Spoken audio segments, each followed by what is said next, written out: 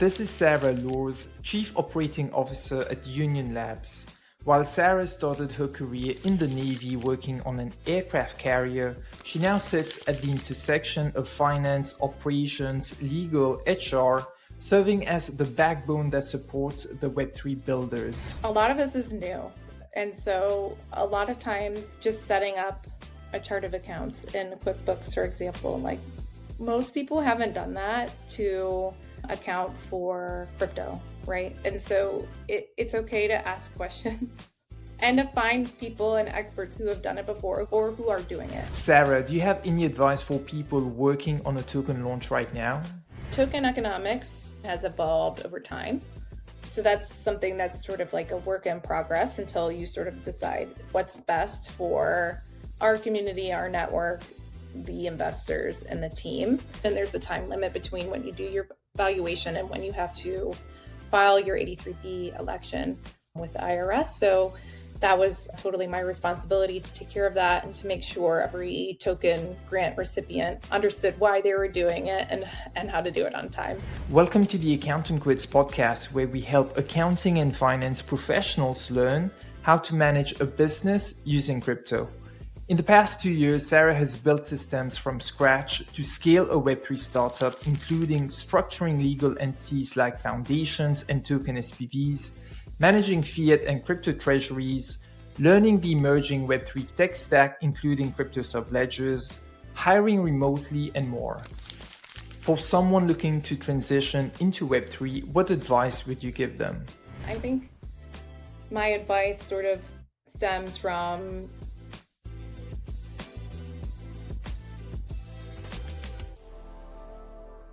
Sarah, welcome and thanks for taking the time to be here.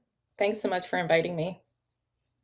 You're actually the first guest that I have, which is also an alumni of the Crypto Accounting Academy. So I'm also more excited to be recording this today with you. That's so cool. Yeah, I'm actually surprised to hear that. Yeah, you are. Hopefully there'll be many more in the future. But to start, can you share with us your background, how you became interested in blockchains 2-3 years ago, and your story of transitioning as a former US Navy into the Web3 industry? Yeah, of course. So I started my career in the Navy as a nuclear surface warfare officer. I was stationed in Hawaii first as a communications officer and then moved to South Carolina, where I went through nuclear power school. It's a year-long school where you do 6 months of classroom training and then 1 year of on-the-job shift work type training. And then you get to go to your nuclear powered warship. My warship was an aircraft carrier. I was stationed on the USS Enterprise in the machinery division and had 2 machinery divisions and looked after several of the plants. There was actually 4 power plants on the Enterprise. So several of the plants at different times while I was stationed there, over 100 sailors. And my main function at that job was really to run the power plant, maintain the watch, do maintenance, make sure that everything was ready for warfighting. So that also included the personnel as well. So they called it intrusive leadership there. So I had one more job in the Navy that was a desk job that sort of allowed me to explore what I wanted to do when I got out of the Navy. So I also did business school at night for a master's in business. And living in Southeast Virginia, there's a huge logistics port here, Port of Virginia. And I thought for sure that's where I was going to end up in the maritime industry. I thought it was the perfect intersection of everything I'd done to date, sailing ships, engineering. I did ocean engineering in college and then business, right? So I thought I was going to be a shipbroker. And it's kind of like a real estate agent for ships and for room on cargo ships and all this kind of stuff. But during that time, I also got married and had our first child. And so was sort of staying at home with her. And my best friend from college contacted me. She'd been in blockchain for about 2 years by then. She needed somebody to do the AML KYC for a token offering that her company was doing on a platform called Tokensoft. So I agreed. I wasn't doing a lot of stuff for work at the time. So I was working in the morning before my child woke up, 5 to 7 a.m. during nap time and after bedtime, teaching myself compliance, learning the platform they were doing their token launch on and getting familiar with what it was that they were offering and what it meant and why it was going to be such like a global offering. So that was my start into Web3, and it kind of snowballed from there. There weren't so many people who knew how to do that. So I got the opportunity to support a few more token launches on that platform, Tokensoft. And then eventually they hired me to run it for the company from within, and worked my way up to the head of compliance and client support, user support, customer support, sort of the main point of contact between the company and our clients as well. So that's how I got started in Web3, and along the way learned so much, mostly about compliance and token utility, token communities, what motivates people to want to buy a token, to hold a token, those types of things. Also really learned a lot about like blockchain explorers, mostly Etherscan. We did a lot of reconciliation of the token sales between like our platform and then Etherscan. So got super familiar with that as well. And so that was your first stint into Web3 working at Tokensoft. And then 2 years ago, you joined Union Labs, right? As first as the head of operations, and then you got promoted to their chief operating officer. How did that come about? Why did you want to leave Tokensoft? And what was appealing into the new head of operations role for you at the time? Yeah, I left Tokensoft at a transitional time personally. We were moving and I needed just to have some time to establish roots in a new city and stuff like that. So that was a personal decision that I made, and then was looking to re-enter the workforce like pretty shortly thereafter. I had a mutual connection to the founders at Union, and they were a team of 6 engineers, and they just needed somebody to take care of all the logistics and the operations day to day, payroll, that kind of thing. So had a couple of calls with them, got the opportunity to get started there. Okay, cool. So this podcast today for the listeners, it won't be a technical interview about Union. Sarah is going to be sharing her experience working in operations at Union, but I still want to ask you before we proceed, can you share what Union is about? Yeah, so Union is building a zero knowledge enabled interoperability layer. It's actually a layer 1 based in Cosmos, where IBC lives. That's interblockchain communication. So interblockchain communication allows different blockchains to move assets and messages in a secure, non-custodial, immutable way. So the way that I kind of think about it in the most basic terms is that Union's building a bridge, and we're doing so in the most Web3 ethos focused way, right? So there's no third-party custodian of your assets. We don't rely on oracles. What we do is consensus verification between disparate blockchains, which entails doing a zero-knowledge proof of the state of each of the blockchains to establish that connection. And then we can facilitate the permissionless transfer of assets and messages between blockchains that wouldn't normally be able to interact with one another. For example, can you share some examples of blockchains now being able to interact with one another? Yeah, so the first and foremost example, the sort of gold standard, what we were trying to develop from day one, was the interaction of Cosmos and Ethereum. So that's sort of the gold standard. And then we've been working on also L2 interactions, so Arbitrum, Base. We also have interactions with Bob, Corn, and say many more to come. I think what's most unique about the way that we are able to integrate all of these connections is that you can move from chain A to chain C in one click. We've also developed a few other proprietary products that are baked into the protocol now, like state lenses that allow you to do that. Very cool.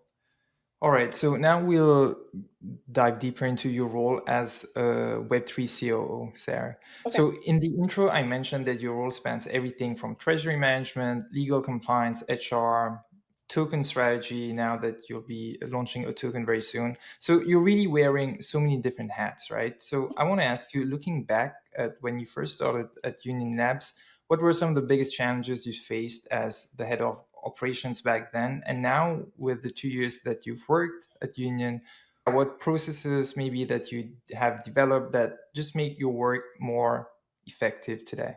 Yeah. So I will say that when I joined Union, like I said, there were 6 engineers and a multi-sig and a dream to become the blockchain of blockchains. So I really took it from there. I think my first real task was actually they'd identified somebody they wanted to hire as chief of strategy, had a BD, like that sort of a function. Over time, these roles, they evolve when you are such a small company with a small reach, and then they get bigger and bigger. You kind of redefine yourself as you go along. So the person that the team had identified to hire required a work visa.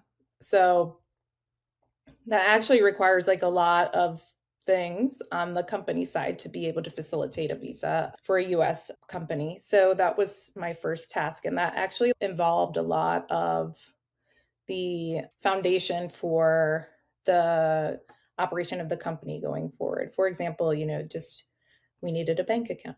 So we needed a way to pay in fiat an employee. We needed a way to report all these things. We needed an EIN number. We needed an office. What else do we need? Lots of other things. Oh, of course.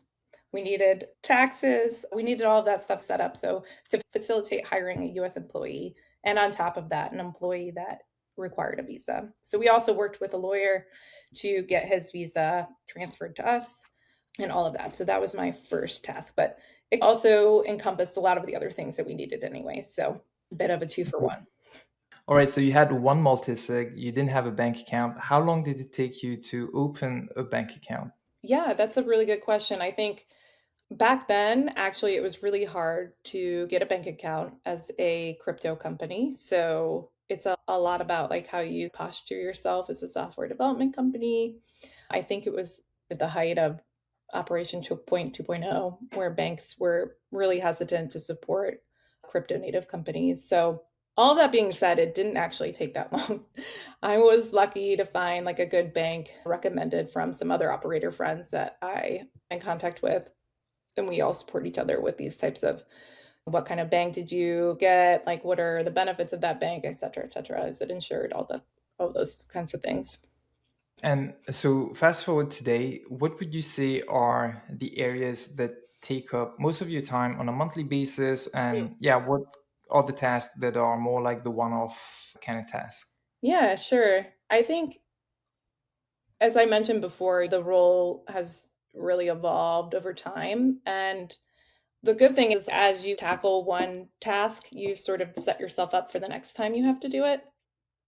So, establishing a bank account, getting your QuickBooks set up, integrating with a subledger, getting all of those things to tie together, establishing a routine for monthly books, all of those types of things. Once you lay the foundation, you don't have to redo it. But I will say that every month, each one of these tasks, while I don't have to set it up for the first time, do require a lot of time and attention to detail. And there is always something new to tackle every month. So maybe we've added a new asset to our bank account or to our crypto assets that we need to incorporate.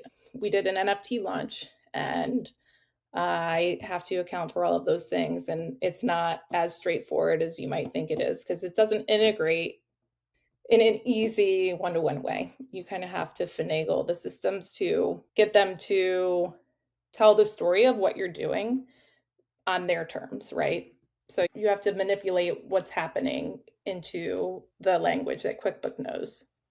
Okay, so we'll cover tooling later, but there's a question which comes to mind is in your role as the CEO, how much are you touching the bookkeeping part of Union? Like, do you have an external accounting firm doing all of that, or how much are you actually involved? Yeah, so what works for us right now is that I'm the most involved with the day-to-day expenses and invoices and all of those types of things. So for us, it works for me to prepare everything. So I prepare all the books. I comb through the block explorers and get all the information. I upload everything to our subledger. I reconcile all of our credit card and invoice statements and all that kind of stuff. And then I have an accounting advisor who officially closes the books for me. So it's like a double check for me because I'm not a CPA, but I do have somebody sort of looking over my shoulder to make sure everything's correct. Okay, that's awesome. So before we go into your other tasks, so we'll dive into your other task in more detail, but I want to ask you something about what are some of the secrets to having a CEO and COO harmony, basically.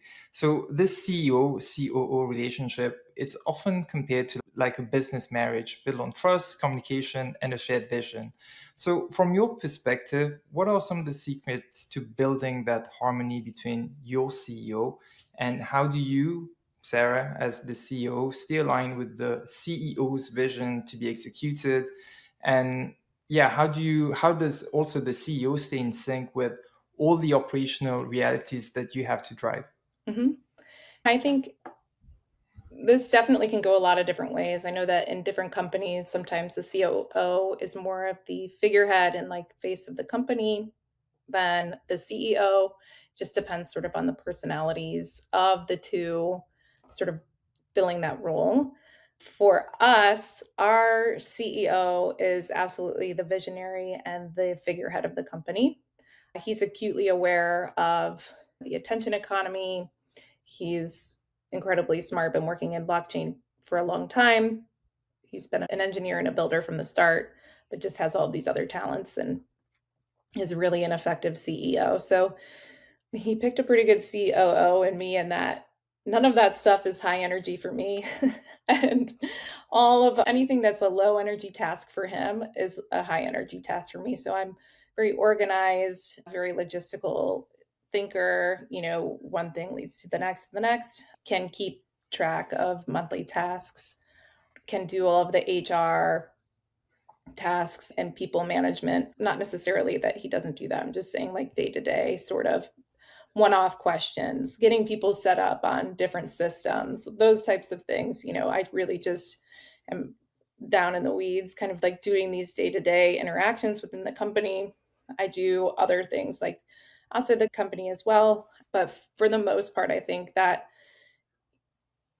the relationship needs to kind of come from the personalities of those two figureheads, right? Like what's low energy for the CEO should be high energy for the COO, so that one can like trust the other to just do, and not have to be micromanaged.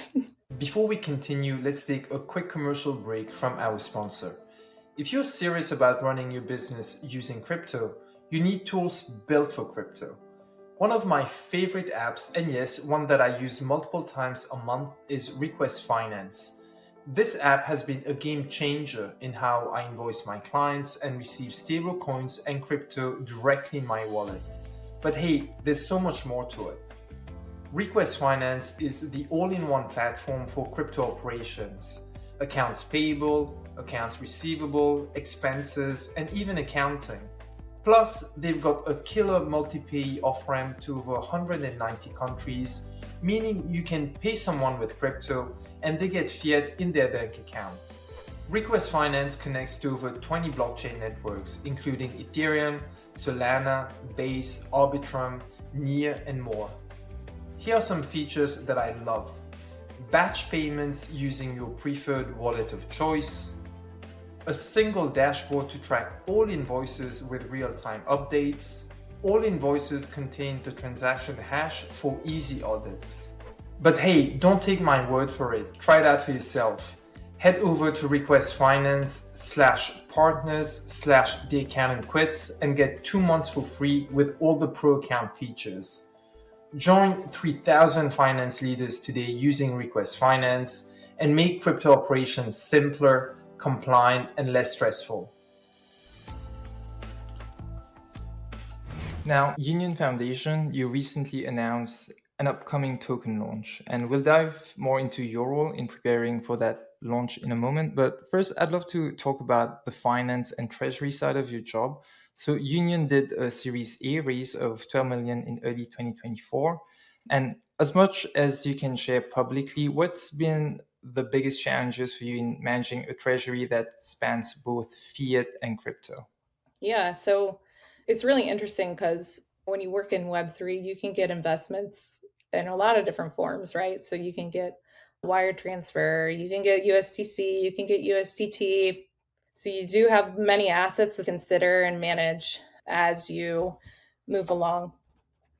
I would say some of it's not as difficult as you think. You can set up like automatic investments in your bank account, not necessarily investments, but like a higher yield, like savings account, for example, and have all that set up to automatically move when your checking account gets low, those types of things. So that's pretty easy, and you don't need to have a lot of background information to do that. I will say that the crypto part can be a little bit more difficult in that there's a lot of friction built in on purpose when you're moving crypto. Anytime you want to move money out of your multi-sig, that's a coordination that you have to do with multiple parties, and that's on purpose, right? The more friction, the more security you have on that type of stuff, because if you send your crypto to the wrong place, it's gone. Nobody's gonna pull it back for you or help you recover it. There's no centralized institution that's there saying, oh, you messed up that account number, yeah, we can try to get it back. Or the recipient, like bank, is going to be like, this doesn't match the name or anything like that. So once you send that crypto, as everybody here knows, it's gone, it's out of your hands. So that being said, that extra friction does make it difficult to do real dynamic like treasury management. I would say that what we have been wanting to do and is more of a capital preservation strategy, so like really low risk, but these types of things aren't as easy, I think, as they could be. I think that a lot of protocols tout good rewards and low risk, but even getting your assets to those platforms can pose a problem, right? For whatever reason, USDT isn't the avenue for a lot of protocols to earn yield. Like, you have to be able to swap into USDC first and then put your assets into a protocol to earn yield on that. I know that you can do USDT, but the ones that are really low risk and a little bit easier, more of like the trend that makes sense for us, are kind of difficult. And then if you have to swap into an entirely different asset, like an alt asset, for example, like you could spend 2% or more, like swapping into this new asset in order to try to get like a reasonable yield. And then you've already spent half of your return just getting to the protocol. And then if you want to come back, you're spending some more money to be able to swap out of that asset into a stable coin. And then maybe if you need to off ramp into fiat. So all of those fees aren't really advertised when you are like trying to get into yield opportunity. Now, you mentioned before that you're using a subledger and you obviously have a lot of on-chain transactions.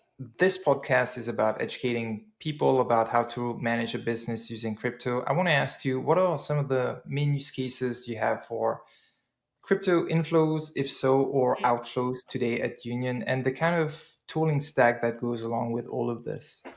Yeah, I think we have a lot of the traditional inflows and outflows. We pay people all over the world to do different stuff for us, different contractors we pay. We have community leaders that hold events for us that need money being sent over crypto rails. We have event opportunities that need to be paid. We pay lawyers, we pay the accountant, all of these types of things. So a lot of it really is bill pay. The tooling stacks for bill pay, mostly anything in crypto, I use Franklin.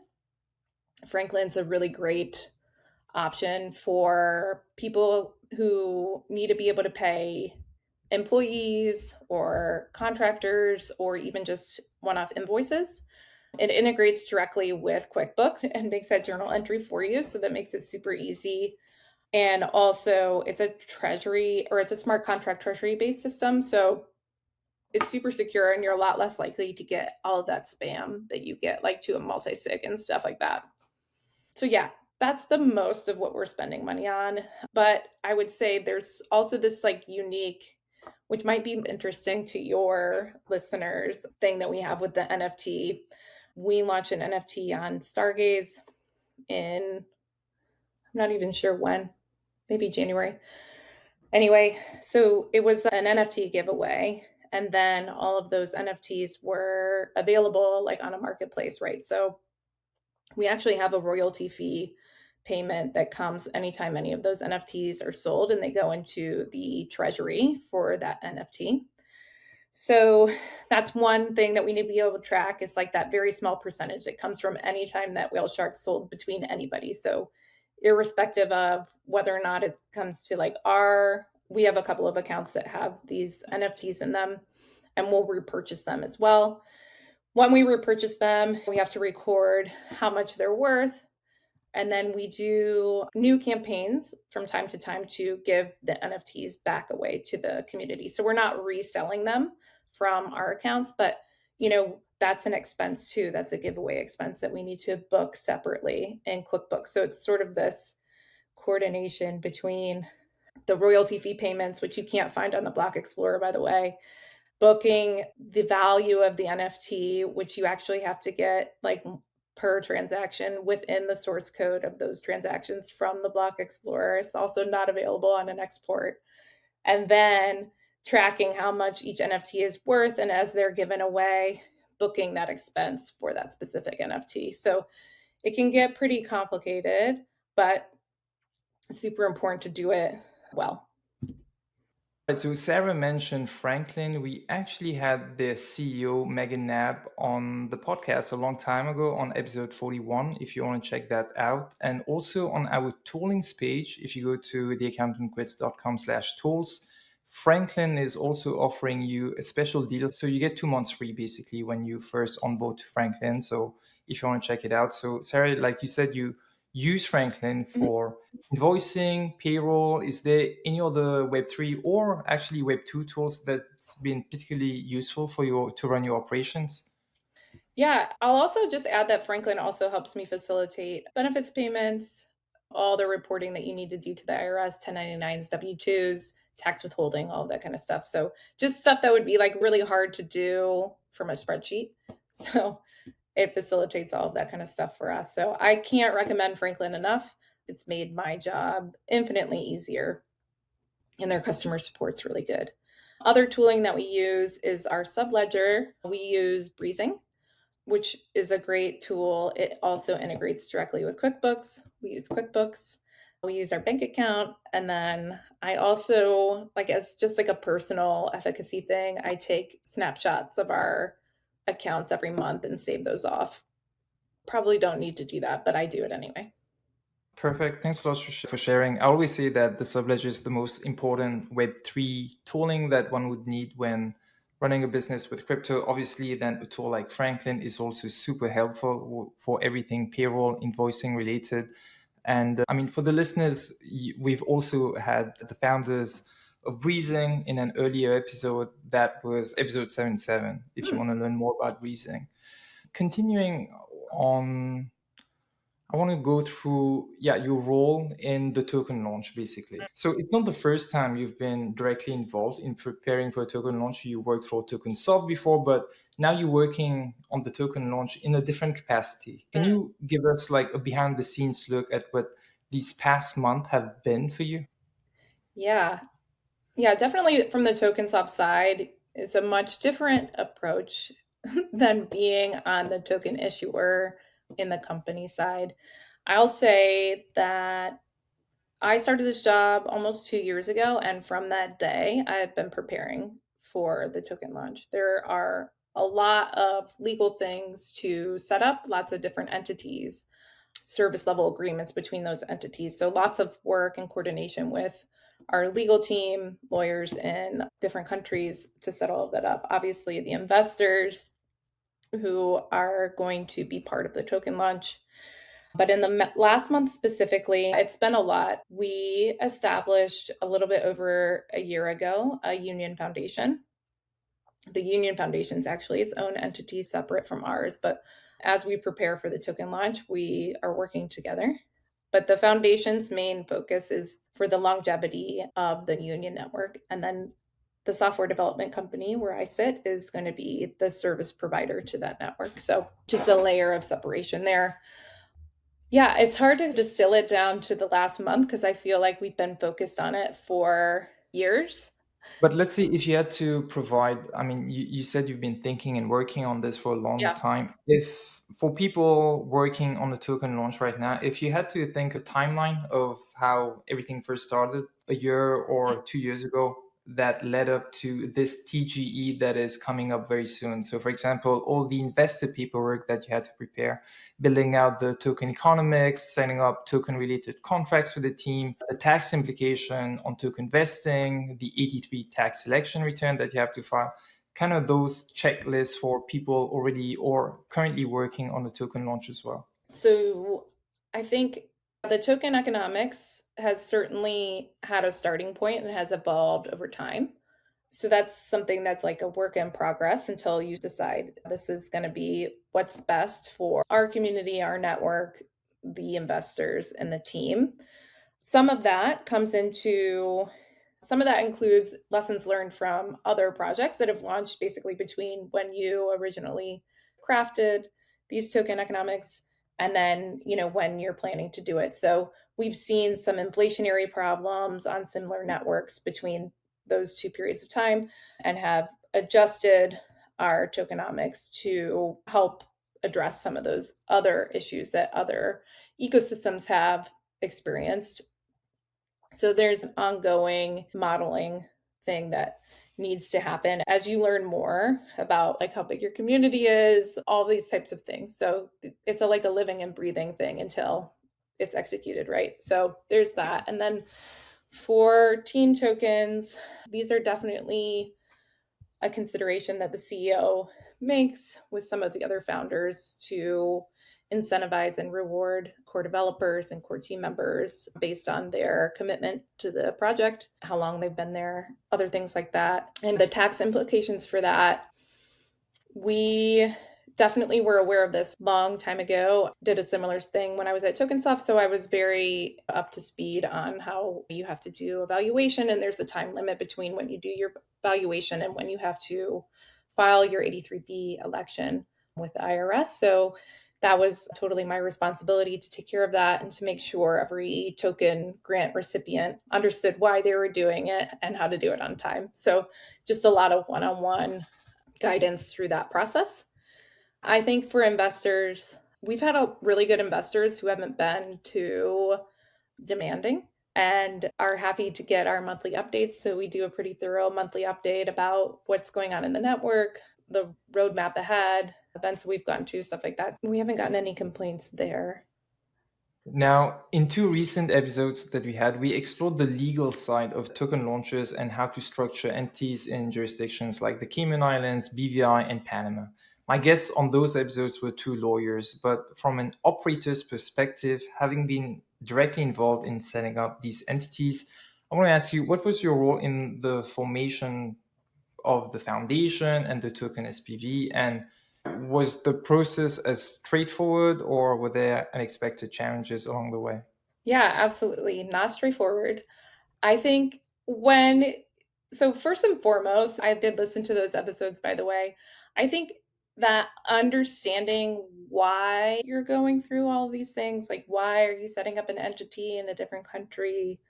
Why does it have a subsidiary? All of these types of things. It's just, why are we going through all this? And then you kind of have to break it back down to the operational considerations that you make based on the laws that you have now. So understanding that as a US company, we're subject or could be subject. There's been a lot of ambiguity up until now, and it's still ambiguous, to be honest, about what is a token. Is it a security? Is it not a security? Like, how can we as a company continue to innovate and build while minimizing our risks of just getting shut down, right? So understanding how all that stuff plays together really helps move things along, like internally. You say, I have to hire a head of foundation. Well, first I need to establish a foundation. Then I need to hire a head of foundation.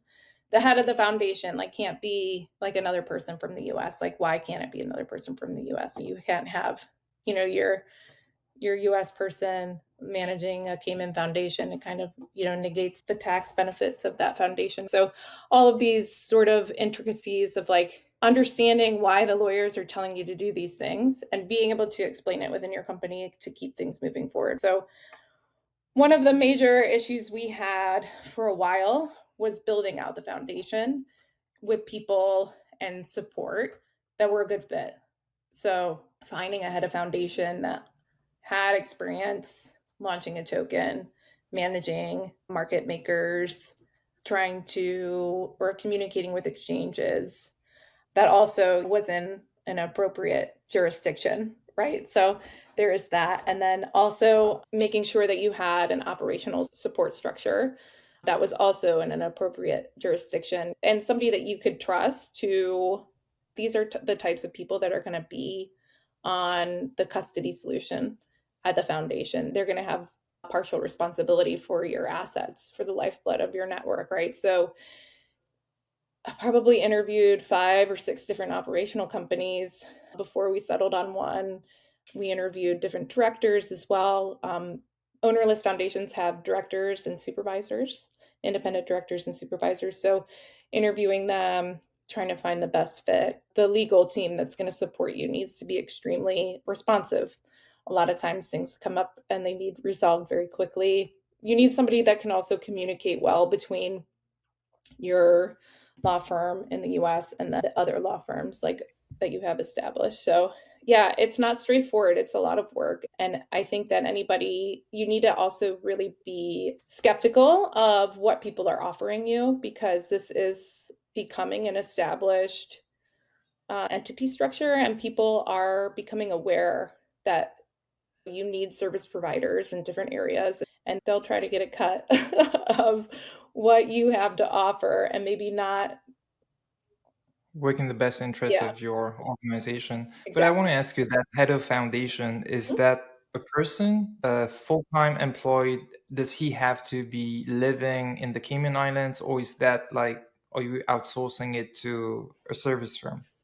We did not outsource it to a service firm, and I wouldn't actually recommend anybody do that because it is a really intense full-time position. The head of our foundation actually doesn't live in Cayman, but they also don't live in the US. And it really is like a presidential role where you are driving a lot of the token operational like things. So you are on purpose as a head of foundation, leading all of those conversations and preparing for the token launch. It's you first, and then you have support behind you. You mentioned earlier you have to be skeptical. What were you referring to? Is skeptical in what way? Yeah, I think we live in a really remote first industry, and there are definitely like service providers who will catch on to the need for certain services and stuff like this, and just seeing through their sales pitch and like also trying to validate referrals or references, because I think also the interactions are short in the grand scheme of things before you sign on with somebody. And so getting a good feel for if they're going to be a good fit and their compensation is commensurate to the value that they provide, it's hard to do in a remote first environment. And so you have to like start every new interview and like service provider search with kind of that wall kind of built in, right? Yeah, I agree. Now, Sarah, you've got such an eclectic background, and you're proof of the idea that our life's work is not necessarily what we've studied at university. In this ever evolving tech landscape that we're living in, changing careers or reinventing oneself might soon be the norm rather than the exception. I want to ask you, for someone looking to transition into Web3, what advice would you give them on taking that leap? Yeah, I think my advice stems from that idea where you do one or you learn one, do one, and teach one, right? So you kind of learn about it and then you try it out. And then like the real test comes and being able to explain it to somebody else. And working at blockchain, you're always explaining yourself. My father was here last weekend, and when he left, I think he thought he knew about more about like what my company does than I do. Which is great.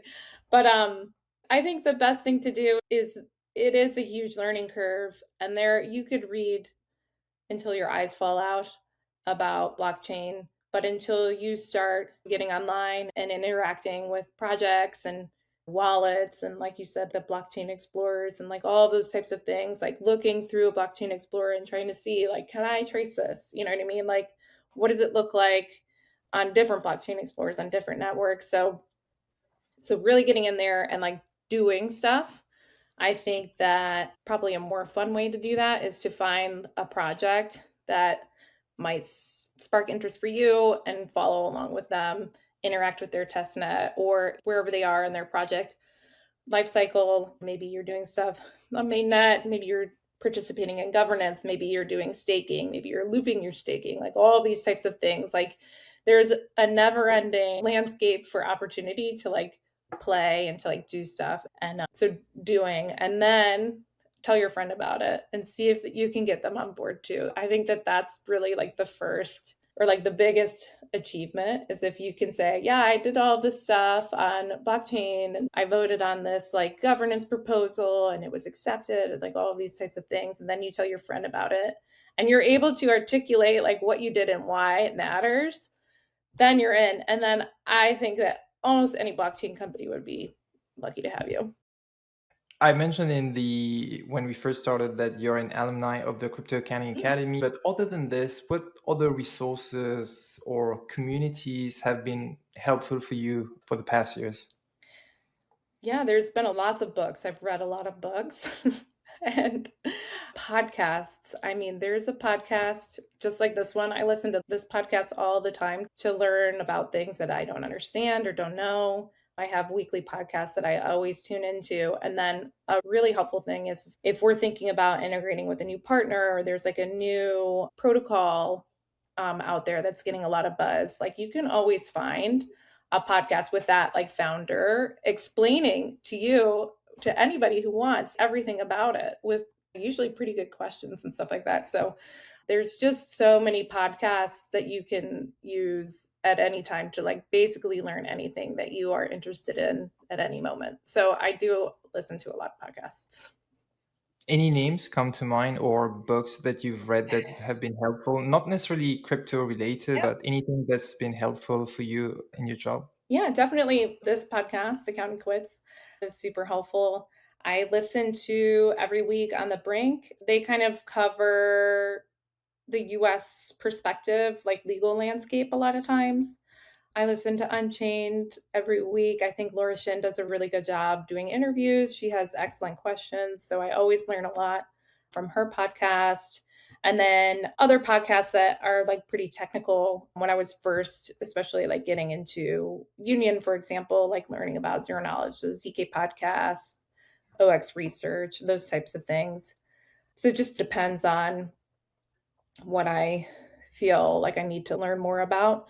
But week to week, definitely like keeping a pulse on like the legal landscape and the market of where crypto and blockchain is really good between those two on the Brink and Unchained. So yeah. Perfect. Those are good names. And it's probably a good way to also wrap up the podcast. As closing thoughts, the title of the episode today, Sarah, was Navigating Web3 Operations. Has there been anything that we didn't share that you'd like to now share with the listeners, or what would be your closing thoughts for today? Yeah, I think closing thoughts is that a lot of this is new. And so a lot of times, just setting up a chart of accounts in QuickBooks, for example, like most people haven't done that to account for crypto, right? So it can feel really overwhelming and intimidating at first, but it's an emerging and evolving space. And so it's okay to ask questions and to find people and experts who have done it before who are doing it, right? So, having an attitude of I can learn this is without it, like it would be really, really hard to operate in this space. Since you're a regular listener of this podcast, you know that I have a last question that I ask to my guests is, do you have a favorite quote or maxim that you live by or that you every now and then repeat to yourself? Yeah, I think for me, it's consistency. Consistency will always win out over fleeting intensity. The classic tortoise and hare tale. The tortoise ends up winning because he slowly and steadily does the same thing continuously over a long period of time, and the hare sprints for a little bit, gets super distracted. Just reminding myself, like, sometimes I really don't want to close the books, but we do things that we don't always want to do, but we do them consistency and over time, consistently, because over time they add up and they really do make a meaningful impact over time. Like rowing for 5K, right? I've been watching your tweets. Yeah. So actually, I'll say this, and now I'll be stuck to it. I'm trying to row on my erg 1,000,000 meters this year, and I want to What? say A a million? million meters. Yeah. That's possible in 1 year? It's possible. Yeah, I did. I calculated it yesterday or the other day. I have just 350K left to do. So I've already rowed. I know. Really? You've rowed 650,000 Yeah, since January. meters? Mhm. Oh, meters. So, okay.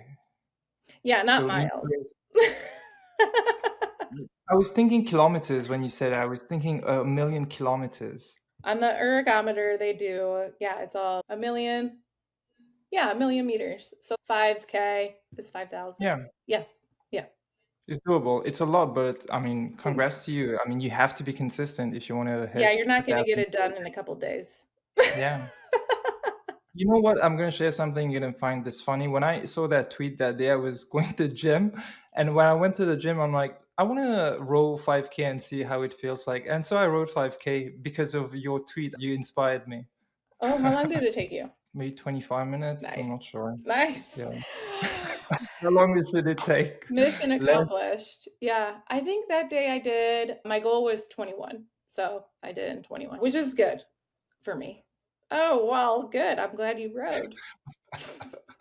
Yeah, but I haven't done it since, so I'll have to be consistent to it. Yeah, consistency over intensity. Yeah, just the Yeah. idea of like something is better than nothing. Like if you don't feel like doing it, you just do a little bit. Yeah. Sarah, thanks a lot for your time today. If people want to reach out to you, they want to connect on socials, where should they go? Yeah, I think the best place is probably Twitter. Yeah, I'm also in the union Discord, so you can at me there, and we'd love to have you in our Discord. And other than that, you can find me lurking in the gym. Perfect. Well, thanks a lot for your time today, Sarah, and we'll be in touch. Thanks.